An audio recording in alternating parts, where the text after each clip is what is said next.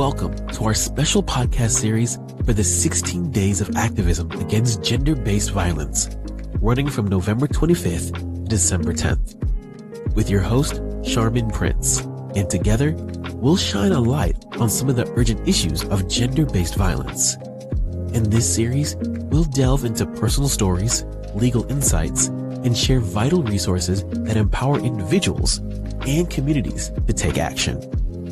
Our goal is to raise awareness, ignite conversations, and advocate for change in our societies.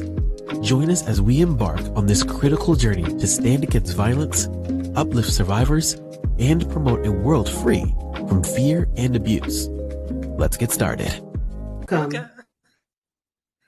Welcome to the very first episode of the 16 Days of Activism Against Gender-Based Violence podcast series, powered by Eagles Empowered to Soar. And today we have ARREY with us. Also today happens to be the International Day of Persons with Disabilities. And you will later understand why we started today as day one for the podcast series. And ARREY is not just a sickle cell patient. She's a beacon of hope and a tireless advocate for disability rights. As the visionary founder of Joy to Endure, she empowers individuals navigating the complexities of sickle cell disease and advocate for a more inclusive society. ARREY is recognized as a World Pulse ambassador, a featured change maker, and she plays a pivotal role as a founding member of Soul Just Be, a lifestyle magazine dedicated to sickle cell awareness, and UMAS CCL.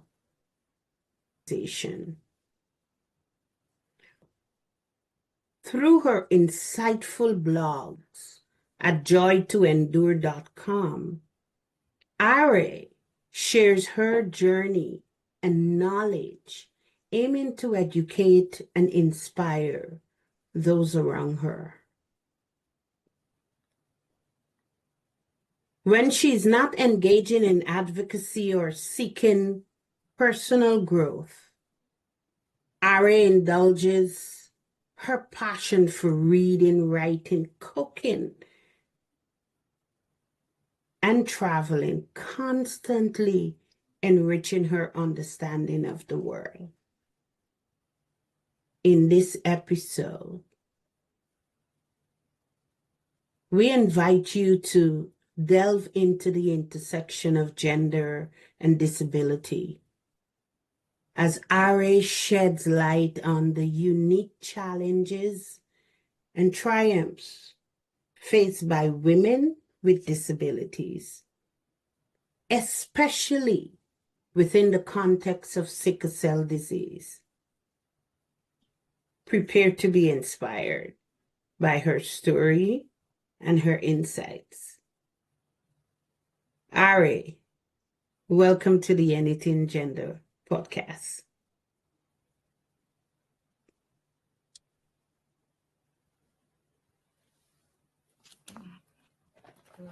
Thank you so much. That was quite an introduction. It is my honor to be on this platform with you to officially kickstart the 16 days of activism against gender-based violence. I'm especially glad that we are using this opportunity to shine the light on disabilities and sickle cell, especially when it comes to women and gender outlash. So I'm hopeful that this is going to be an educative, fun, and inspiring podcast for you and I and everyone that is going to follow through. So thank you for having me. Thank you for honoring us with your presence and for agreeing to kickstart the podcast series. ARREY, you have a personal journey with sickle cell disease. What inspired you to become an advocate in that space? What does it look like?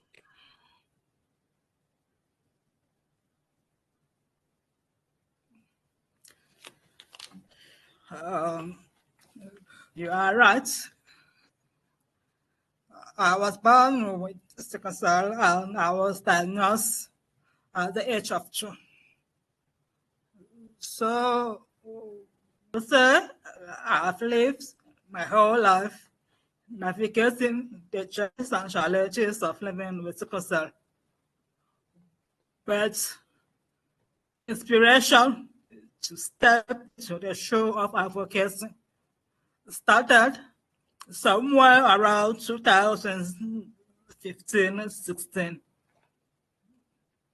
because I belong to a group on Facebook which tries to shed light on social realities. And during one of those periods, I wrote a post about stigma and discrimination, using sickle cell as an example. Sickle cell is clouded by a lot of stigma and discrimination back in my country, because just simply said that what people do not understand is stigmatizing. So we go back to that post. I did that post and I use sickle cell as an example. Surprisingly, the comments from that post were mind-blowing. It was kind of, I don't know how to put it, but it was kind of an eye-opener to see just how deep this stigma and discrimination is towards people living with sickle cell. So I realized that for us to be able to change the narrative, we have to step in to tell our own stories. Because if we don't tell our stories, people will continue to tell what they know, and they will do that in a way that is totally opposite to what the reality is. And that was my first inspiration to step in and start advocating using my own life experience to bring to light the realities and the challenges of living with her, while at the same time trying to demystify and educate my community about what sickle cell is all about and what it is not. And that was the beginning of my blogging. Choice to Endure was the name I selected from my blog because it summarized my life into 3 simple words. You know, the ability to find joy even while you are enduring, and something that I feel others like me can find it relatable. And, well, it has been quite a journey. The joys and challenges, but a beautiful experience being a patient advocate is part of.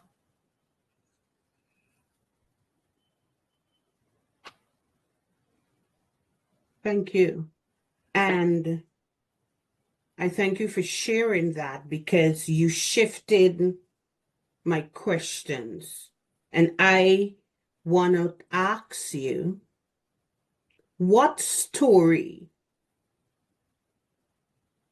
do you want to tell us today?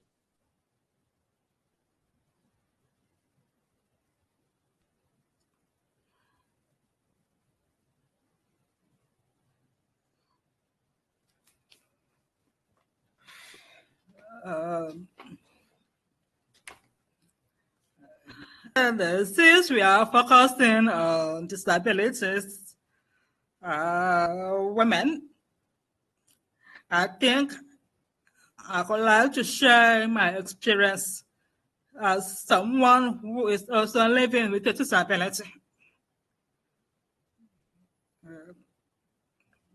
Sickle cell makes me to have an invisible disability. Also, I don't hear well. It is a complication of living with sickle cell. I lost my hearing around, I can't say for sure, but when I was still very small, before I could complete what we know here as primary school, I was already hard of hearing. So it was a challenge to navigate the corridors of education without specialized support systems in place. I basically had to rely on my benchmates in school, especially when I entered secondary school, because majority of my teachers dictated notes. So the risk of copying wrong notes was always so high. But fortunately, I was careful in selecting who I sit with in class. These were serious students who later became friends. They helped me with notes, and I could go back home and read on my own, which helped me to sail through. And behind all this was the support of my family. They saw beyond my... I want you to repeat what you just said. After losing your hearing, you depended on your peers and went home and did a lot of self-studying. Okay. My classmates, my peers, as I call them, were very supportive in helping me with study notes in school. So in school, I could copy notes sitting with them, while most of my teachers dictated most of the notes. So while the teachers are dictating, whoever I start with could serve as my ear, and I could copy from her. Then I will go back home at the end of the school day. I read through the notes I copied and read through my textbooks, and also any other books, general knowledge books, that could help me to, grasp the essence of what I was studying, to be able to pass my exams and all of that. So that was basically how I passed through school. Some of my teachers were equally supportive in their own way. They had to ensure that I start with people who were able to make sure I got the right notes.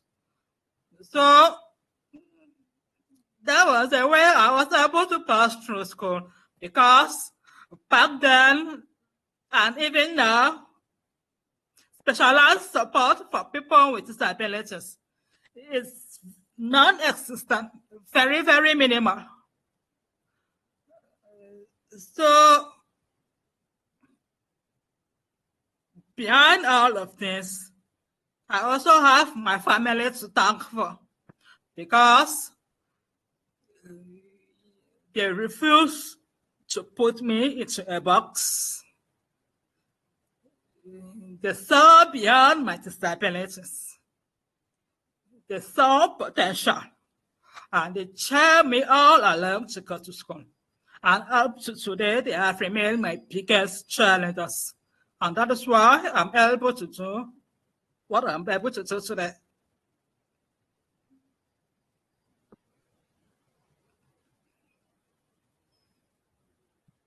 Thank you. Before we talk about your support system,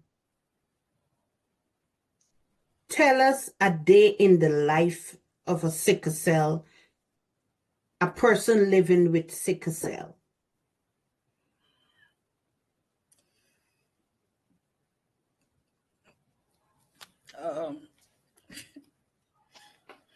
Okay. I think if I was to answer your question, it can be good to go back and briefly explain what sickle cell is. Sickle cell is a genetic blood disorder, which is mostly common to people of African descent, but you have people from Asia and other African countries now affected by sickle cell. So you get it from your parents if both parents carry the gene. So my parents were AS, and I got SS from them. And that is how I became a sickle cell. Well,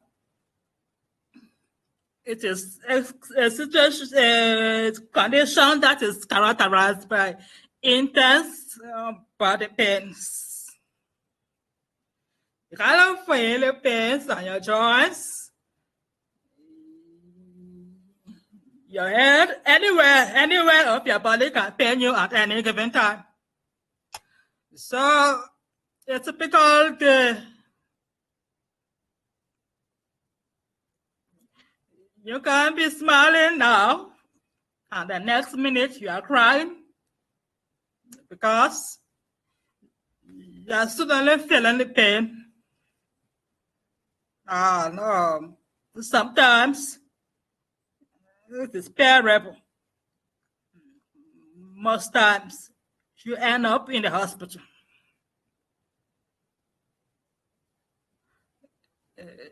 Despite that, in my case especially, I've tried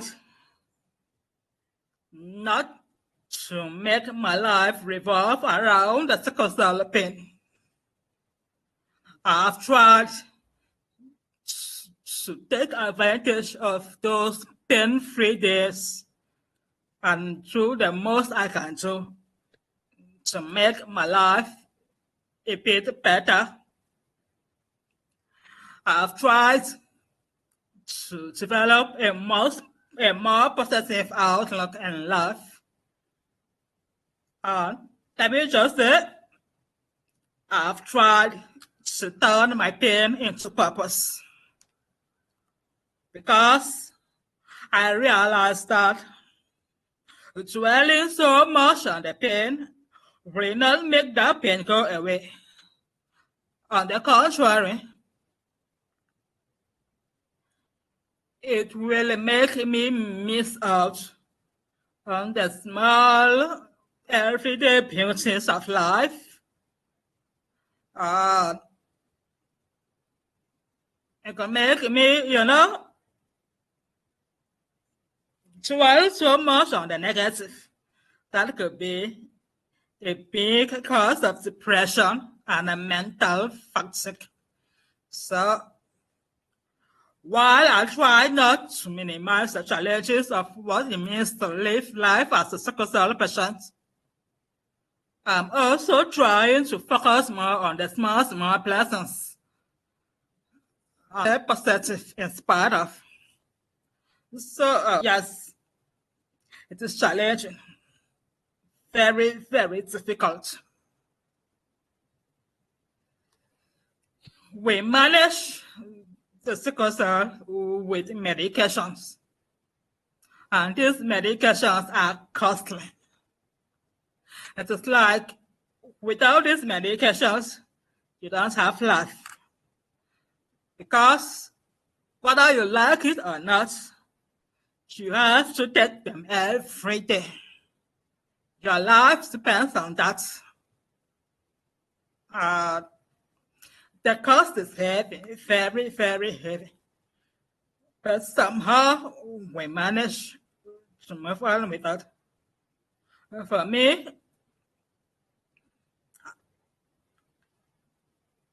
today I may feel pain, I will stay home and rest. And if I manage and the pain doesn't want to go away, there's nothing else I can do, I will cry. I don't have any shame in that. But in those small opponents of no pain, good strength, I live my life. I use those moments to do whatever I can do within my limits and just live my life. And that has been working well for me. Thank you for sharing so much and answering quite a number of my questions.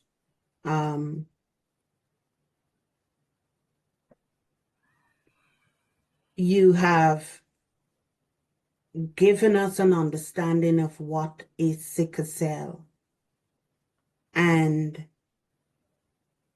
a glimpse into what it means to one with sickle cell. But what I respect most of all is your decision to focus on the positive as opposed to allowing the illness to control your life.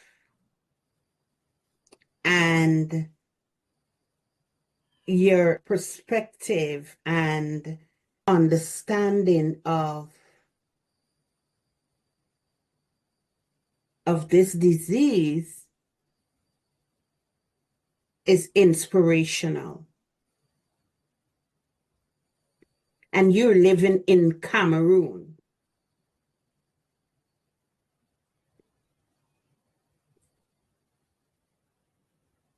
How does this disability, being a woman,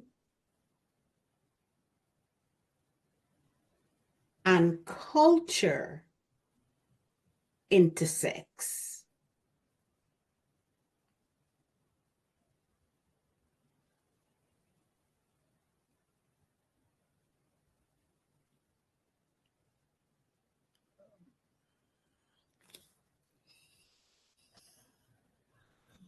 Okay, so, thank you very much. I can say yes, it does, because Generally, women with disabilities face a lot of challenges back here in Cameroon.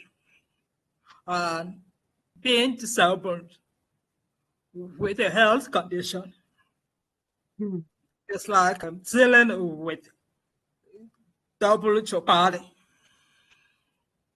because you are dealing with two situations that face a lot of societal discrimination and stigmatization. Now, it takes a really, really strong will of power to be able to navigate this situation. Because you see, for example, when it comes to relationships, for example, it is much more easier for a man living with sickle cell to have a meaningful relationship as opposed to a woman living with sickle cell.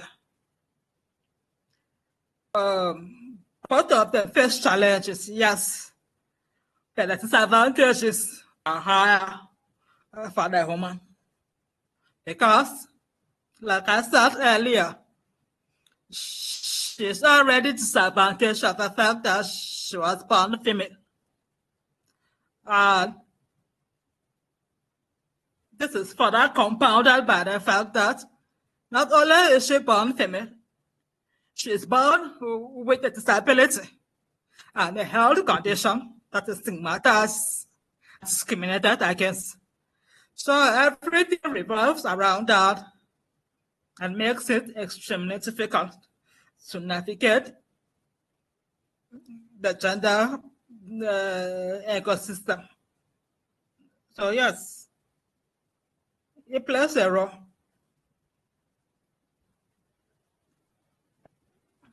Thank you so much, ARREY.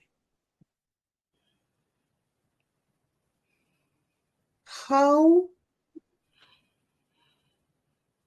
challenging is it for you as a woman living with a disability to navigate the higher educational system in Cameroon or the corporate world?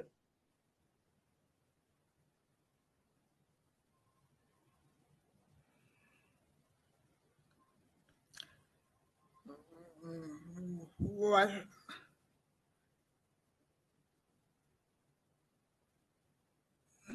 it is very, very challenging, because there are no systems in place to make access easy, at least to the best of my knowledge.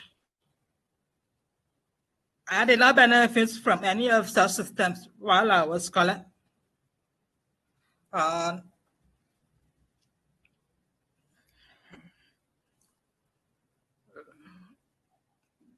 The percentage of women with disabilities who have a certain level of higher education in Cameroon is very, very small. It's not because they don't want to. It's because the system in place makes it extremely difficult for them. And without family to push them, many drop out. The same too is applicable in the corporate world. It is difficult to find a woman with disabilities in a higher position in the corporate world.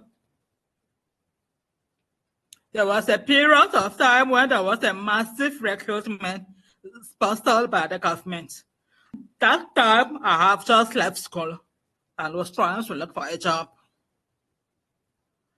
I went along with the others to deposit my files Surprisingly, those who were in charge of collecting these files, when they saw me,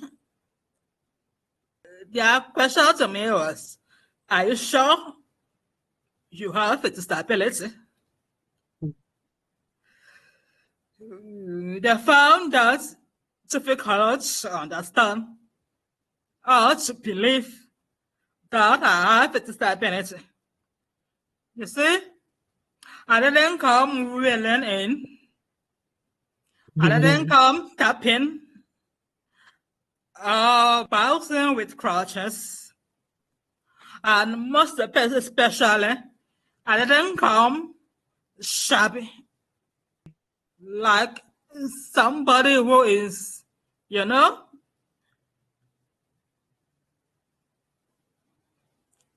somebody who is begging for alms, if I can put it this way. I came dressed up, confident, and it completely, it was completely opposite to their perception about how a person with disability ought to look like. And so I didn't fit into the stereotype of what they assume somebody with a disability has to look like. And because of that, they doubted whether I was truly a disabled person. And surprisingly, it was the other people with disabilities who raised their voices and told them not to judge me because of my looks, but to go through my files and if I qualify, give me the job. And you see, that experience also motivated me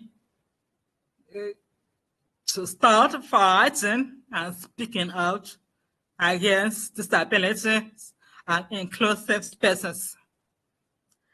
Another experience is that some few years back, I wanted to go for my master's program.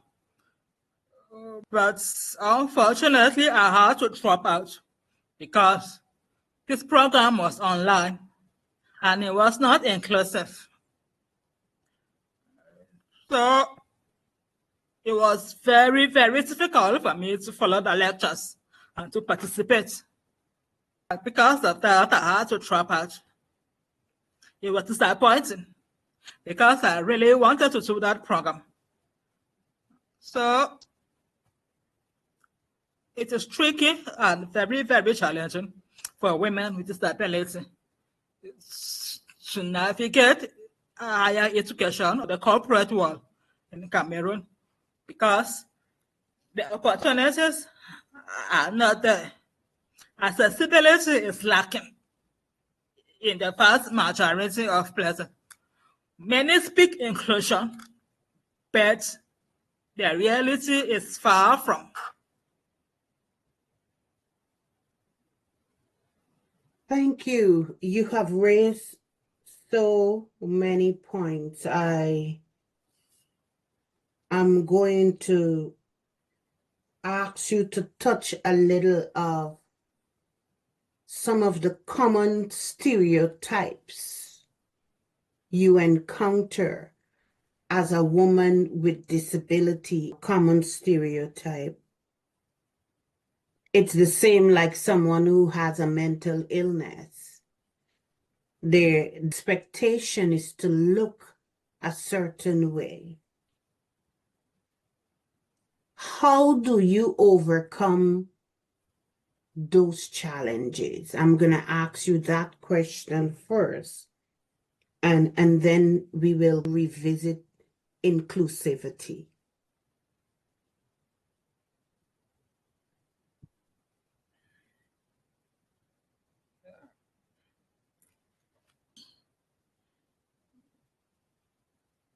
You know, I will talk a lot about my family because they are the source of my inspiration and confidence in life.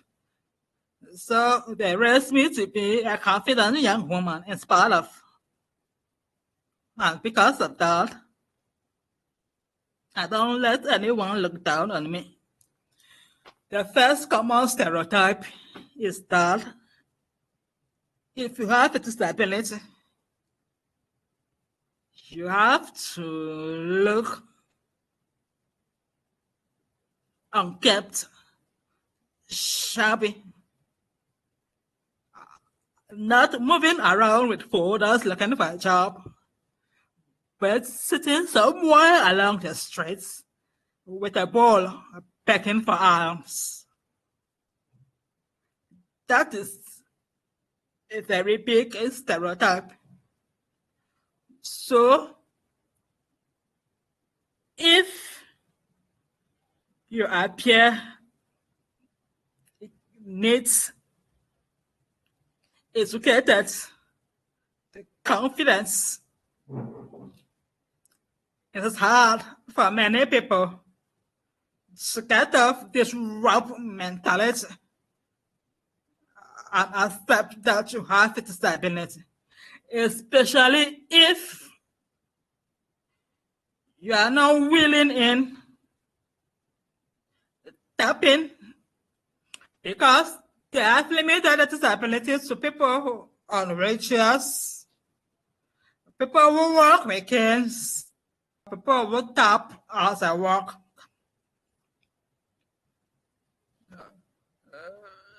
So it is still very difficult for people to accept that not all disabilities are visible. That, unfortunately, is where I fall. I have an invisible disability. Since I do not fit into the stereotypes majority of the society holds, it is difficult for many people to accept that I have a disability. But I've tried over the years to show that this is the way somebody with a disability also ought to look like. And that is my own way of fighting those stereotypes. And where possible,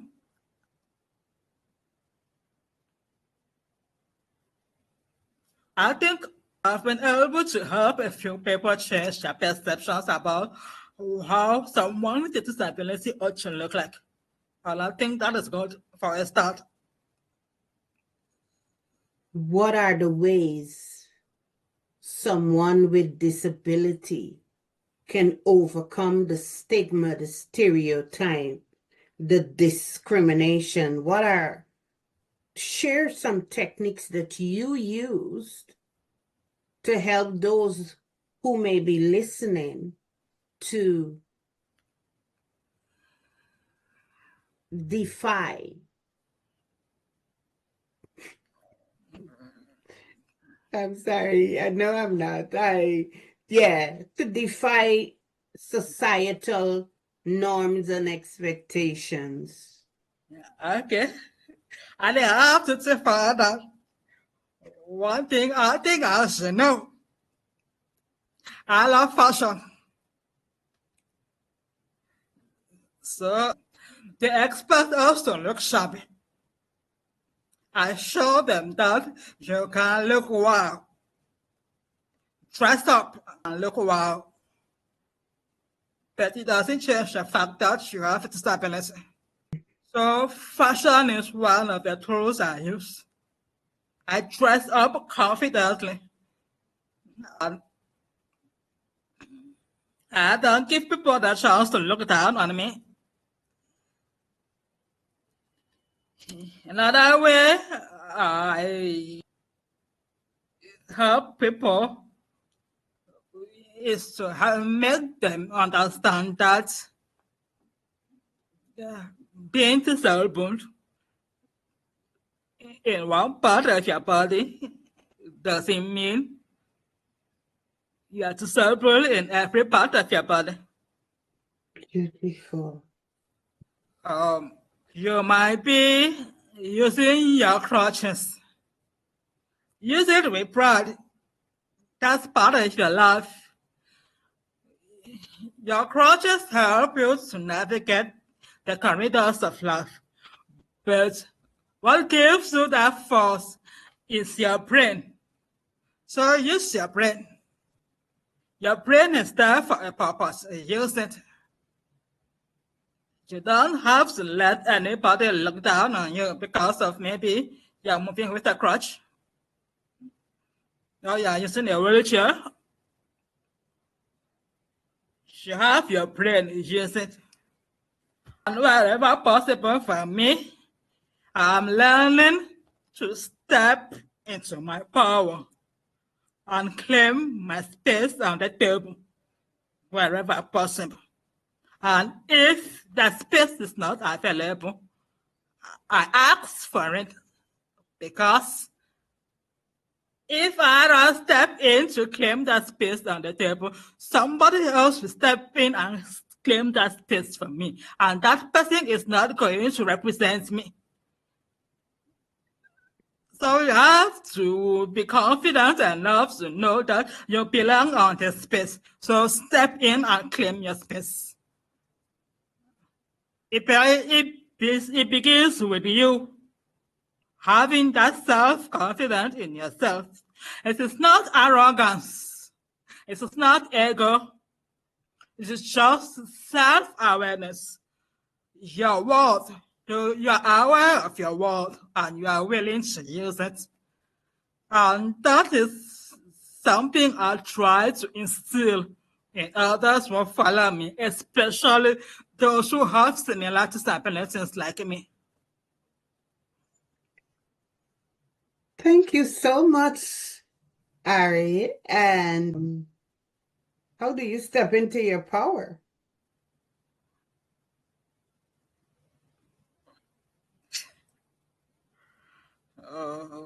I don't know how to put it, but I just know that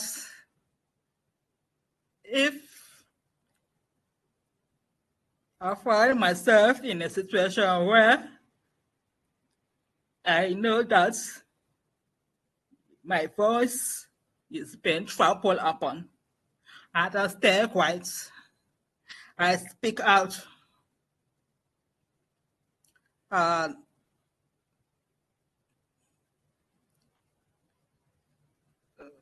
When we talk disabilities, for example, society most often prefers to bring in the full-bodied advocates as opposed to those who are living the reality. So there is no problem with that, because we all need all the support we can get, since it is a collective fight for the society. But if I find myself alongside a full body advocates and something that the voice of the disabled person is needed, I always speak up, because that is me needing to represent me and people like me. We wear the shoe. We know where it is pinching us, and we need that space to talk about where we feel that pinch. Someone who is advocating because they have the compassion and empathy for people with disabilities might not be able to feel that pinch, and might not be able to fully articulate where that pinch is pinching much. So it is important that where representation matters, I have to step in. And I think that is a way to step in and claim my power. Thank you. Thank you. Thank you. I heard that it's important to know your rights and be able to maintain boundaries with others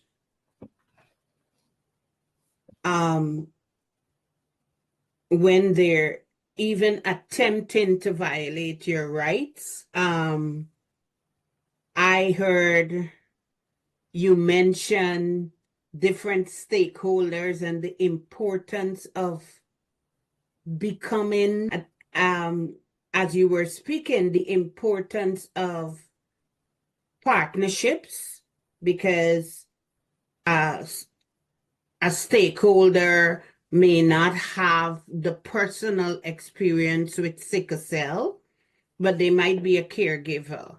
There might be a relative or someone else. So I would love to unpack everything, but time would not permit us. What are some ways individuals and corporations or organizations can be inclusive for women with visible and invisible disabilities?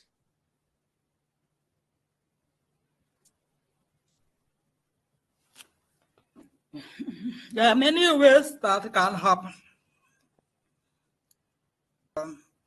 If you are setting up an office space, for example, is your employment policy inclusive? That's the question you have to ask yourself.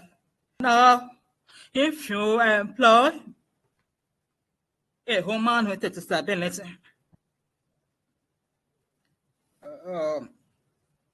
is her office space accessible? Is her desk comfortable for her disability?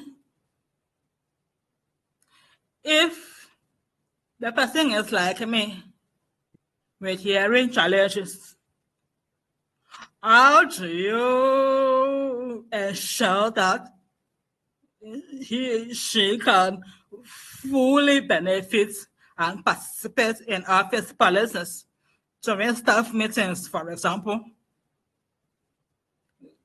Do you make sure that she has interpreters available? How do you show that you are inclusive? You have to think about that. Organizations that organize maybe conferences, workshops, when they are putting out the RFS invitations to their budget for inclusion,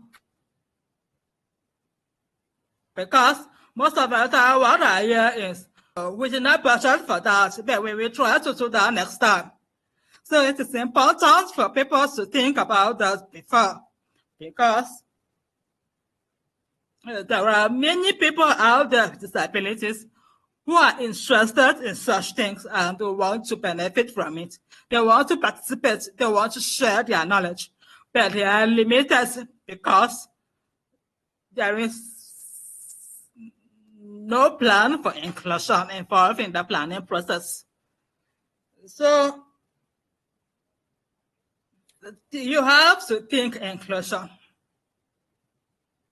If you are employing somebody with hearing impairment, think about how you can make communication easier for them.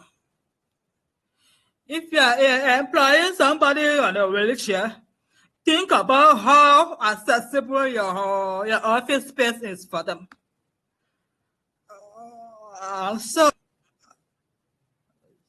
And especially for women, with disabilities. It is important in the office space to ensure a safe space for them. So many women with disabilities are victims of sexual assaults, gender-based violence. Will you listen and believe them if they tell you a co-worker is assaulting them? What policies do you have in place to protect them from such sexual assaults? Or will you discard them because they are disabled and you feel that they are not worth your attention? It is important to think about these things. And when you do that, you create a safe, inclusive environment where these women with disabilities will thrive and they will be able to pour in what they have to lift up your organization. So it is very, very important to think about these aspects.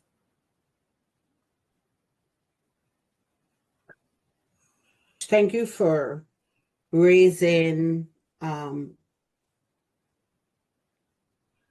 important factors for even small organizations or businesses to consider, because everyone is using the term inclusivity. But are we inclusive? Even as you're talking, I'm asking myself the question. My captions are not on, and I am here sitting with a woman who is living with a hearing impairment, and it's not something I often think. What if my audience have a hearing impairment? And so I am happy to hear you list that.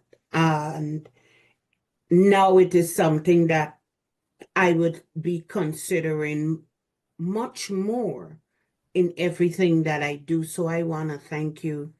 Thank you for that moment and for bringing me to this level of enlightenment. Thank you. Yeah.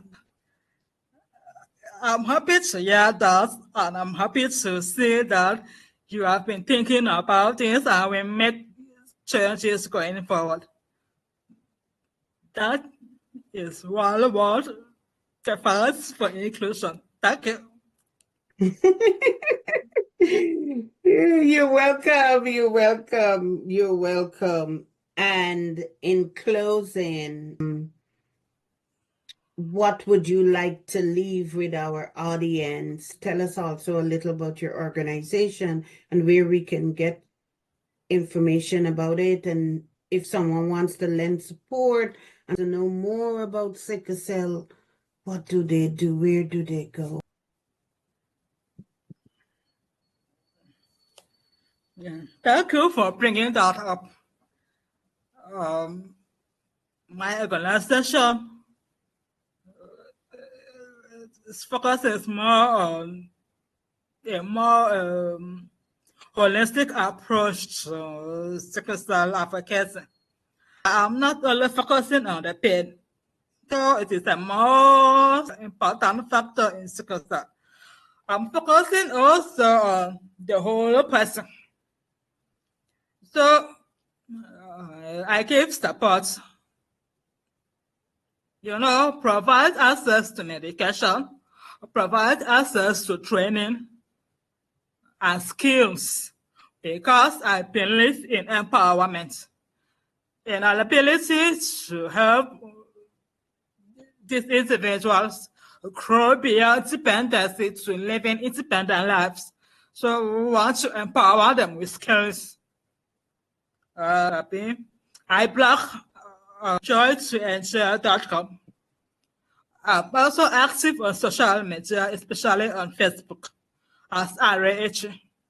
And from time to time, we create fundraisers, which helps us to raise funds to carry out our activities. Presently, we are raising funds to be able to provide essential daily medications to 200 people living with sickle cell, and also to organize skills acquisition classes for them.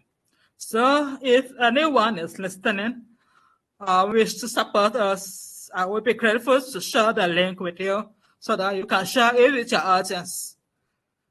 So that is basically what we do. And as we grow, we look for ways to reach our audience more, our community more, because we believe that the fight is us. We have to do our own quota to improve the quality of life of people, while we try to hold the authorities accountable, informing them on what to influence policy. But then, that's more about politics, more focus on the human factor, and that is what I try to do. Give support, give power, or through empowerment. And we appreciate any support that comes in. Money, skills, anything that will help us to achieve our goals. So thank you for asking me about that. You're welcome. You're welcome. And thank you for being here. Thank you for sharing. Thank you for enlightening. Thank you for helping me to become more aware and inclusive. So thank you for your time. This has been the very first episode of the 16 Days of Activism Against Gender-Based Violence 2024 podcast series. Be sure to join us tomorrow for day 2 of the podcast series. I'm your host, Sharmin Prince. Thank you for joining us. Thank you for joining us on this episode of the 16 Days of Activism Against Gender-Based Violence podcast series. We hope today's discussions inspired you to take action and support those affected by gender-based violence. If you found value in this episode, please subscribe, share it with others, and leave us a review. Your voice is crucial in spreading awareness and advocating for change. Stay connected with us on social media at Eagles Empower to Soar, EETS, and visit our website at www.eaglesoar.org. For more resources and information, let's continue this important conversation and work together to create a safer world for all. Until next time, take care.